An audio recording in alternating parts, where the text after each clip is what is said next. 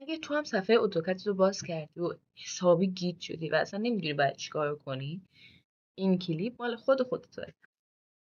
من سفت سخت اتوکد رو کامل بهت یاد میدم بدون ایجاد حتی یه هزینه. فقط کافیه برنامه اتوکد رو داشته باشی و با من همراه باشی و پیجم رو فالو کنی.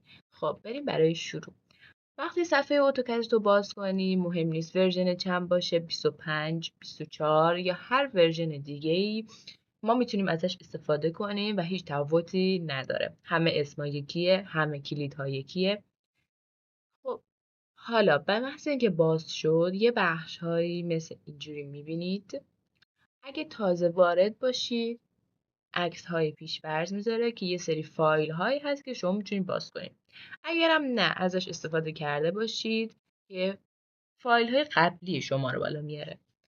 و میایم در این بخش به اسم Open now and Drawing Start. خب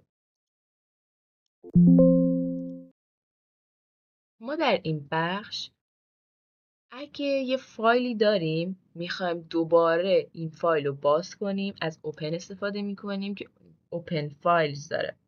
اگرم نه ما تازه وارد هستیم میخوایم دوباره شروع کنیم از نو استفاده میکنیم یا یک راه آسون تر از اینجا به علاوه استفاده میکنیم که نو دراینگ مینویسه.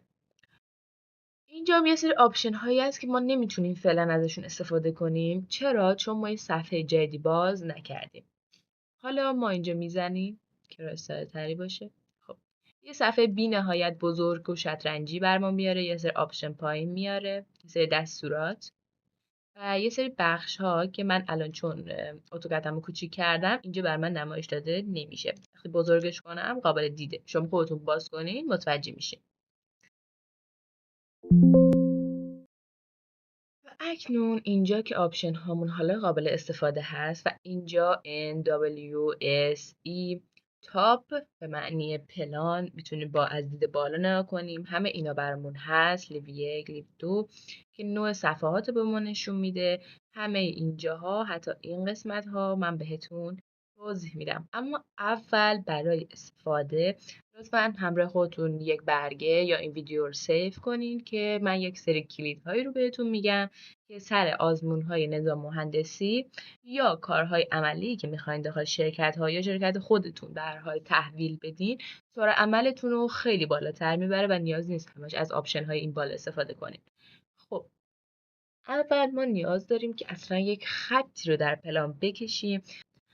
حالا ما از اینجا چون من کوچیکش کردم و این قسمت میذارم یک گزینه داریم به اسم لاین. همتون این گزینه رو دارین که همچین توضیحی هم براتون میاره که میگه قابلیت خط کشی داره. به این صورت هر خطی که بخوام میتونم بکشم ولی منحنی نمیتونم بکشم، ولی صاف و کج میتونم. حالا از این لاین ما بیشتر خطامون رو میتونیم بکشیم و بهتون در جلوتر یاد میدم چجوری خط صاف بکشیم و چجوری تنظیماتمون رو درست کنیم که حتی این خط سبزی که برای من میاد و برای شما هم بیاد.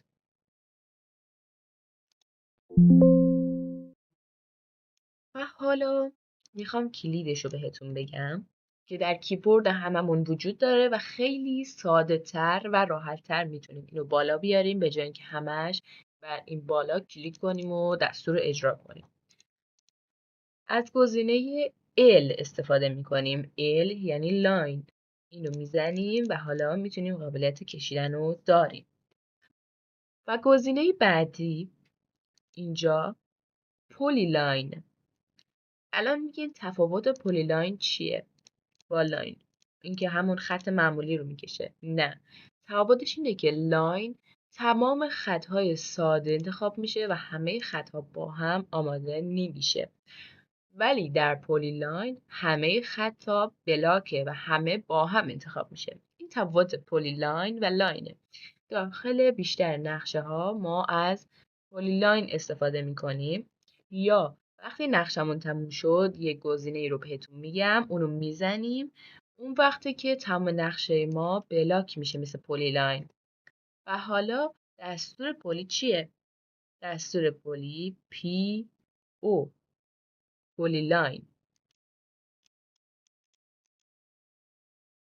ممنونم که تا اینجا ویدیو ما رو همراهی کردیم. برای دیدن آموزش بیشتر لطفاً به پیج ما سر بزن. من 0 تا 100 اتوکد رو بهت یاد میدم و در ادامه بعد از تموم شدن اتوکد حرفه‌ای میریم سراغ 3D Max.